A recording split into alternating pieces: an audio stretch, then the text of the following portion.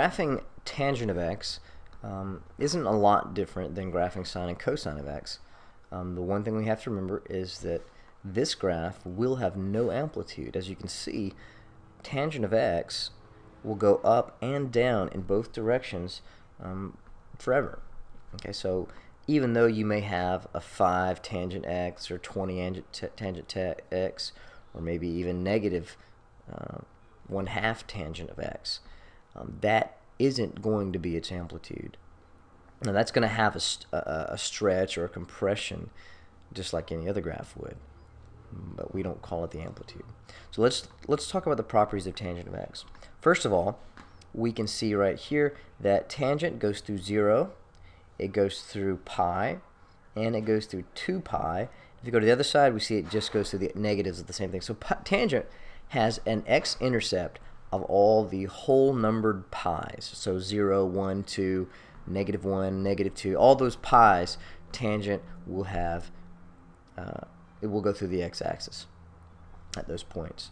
Now let's talk about period. Period for tangent is a little different. Okay, the period for tangent in this case, okay, our formula is going to be simply pi divided by, let's get me a pi, it's pi divided by k. Okay, it's different from sine and cosine because otherwise we would have 2 pi over k. Instead here we have simply pi over k because you can look at it. There's an asymptote. It's not drawn in, but there is an asymptote at negative pi and positive pi. Dang it, I just said they go through all the whole pi's, don't I?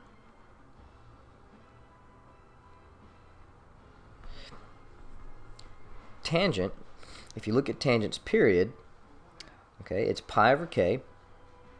And so what you can look at here, you can look down and you can see that right in between where we have one period to the next, you can see that this is pi over 2, or negative pi over 2 in this case, and positive pi over 2. So the distance between that is exactly pi. We can look here, this would be pi over 2, then go all the way down here, that would be 3 pi over 2, still pi units long.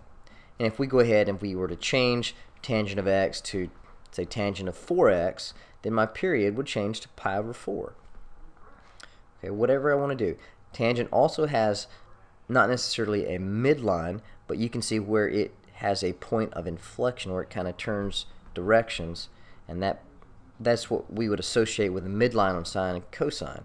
Okay, if we were to have a vertical shift, that's exactly what that point would do. That point would move up or down that exact vertical shift.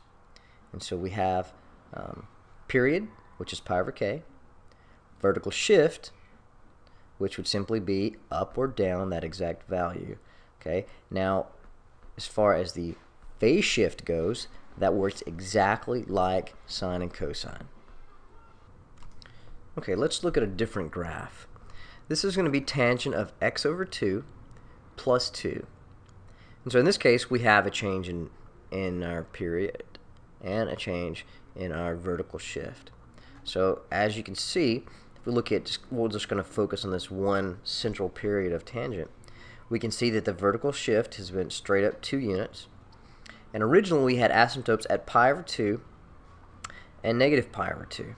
Well, in this case, it looks like our asymptotes are actually at pi. Let's double check to see what our period is. Okay, if we were to write this out and we're to find period would be equal to, remember it in tangent it's pi over k.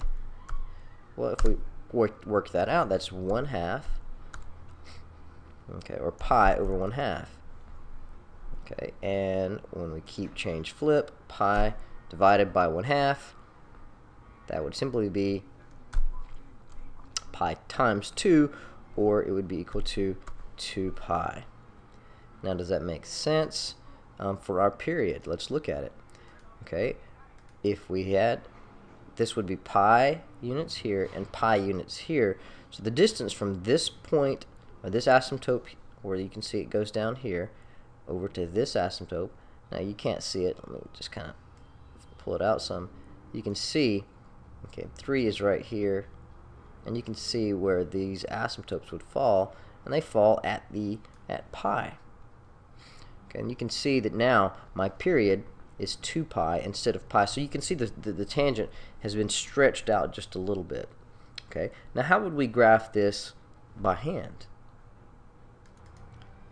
Okay, so we're going to look now at how to graph tangent of x over 2 plus 2x. Now, I've already got the graph set up. Okay, we've labeled our intervals of pi over 2, pi, 3 pi over 2, and 2 pi, and so forth. Okay, now period is one thing that we have to calculate first. Remember, for tangent, period is pi over k, so pi divided by 1/2 is 2 pi. Alright, there is no phase shift in this case, so simply I'm going to shift my graph up 2 units. So originally I had a point at 0, that's where I crossed the x-axis, but now if I go up 2 units, now that graph is going to cross here. Okay, I do have a period change, and so I know that I'm going to have to recalculate the ends of my period. If you go back and look at this, the end of our periods were really divided off into or divided off by our asymptotes. So we're going to recalculate those asymptotes. When we go over here, if we scroll down a little bit, remember how we found the beginning and ending of the sine and cosine graphs that we had when we had a period change? This is the same way we're going to do it, except this case, sine or tangent, our tangent graph, remember, started and stopped at negative pi over 2 and positive pi over 2. So we set the inside part of x over 2 equal to our original endpoints of our period for tangent.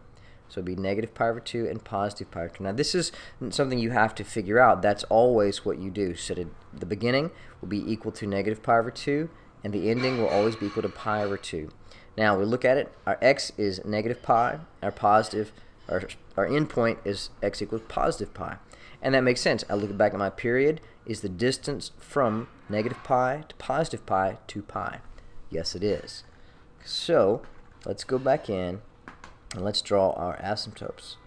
Okay, so if we draw an asymptote here at pi and one at negative pi, I'll have an asymptote.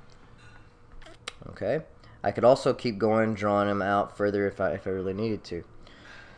I'll just have to calculate. I'll go out another 2 pi, so this would be another asymptote here out at 3 pi, and then one at negative 3 pi if I wanted to do more than one period. Okay, so now we'll go ahead and I'll draw our, in the center of that, we have what we would consider our points of inflections. Okay, now tangent, now this is something you have to simply learn. Tangent goes up from the bottom left to the top right. Okay, there's not a trick to that. You just have to learn it. Cotangent is going to be a little bit different. It kind of goes back the other direction. We'll look at that later though. Okay, to finalize our tangent graph, we're simply going to take our asymptotes that we've drawn. We're going to take our points that we've shifted the vertical shift up to, and we're going to draw our tangent graph. Now, like I said before, memorizing the way the tangent graph goes versus the cotangent graph is really just that. You really have to learn it by memorization. And so for tangent, it starts down at the bottom left, and I'm going to attempt to do this with the mouse again, although this is very difficult to draw a smooth curve with the mouse. But it starts down here, it'll come up, and it'll come through the point, and it'll come up like this. And it'll just basically repeat that kind of graph all the way down in its entire period. And remember, we said tangent really doesn't have an amplitude because it continues up and down forever. But this is basically how you would draw the tangent of x over 2 plus 2.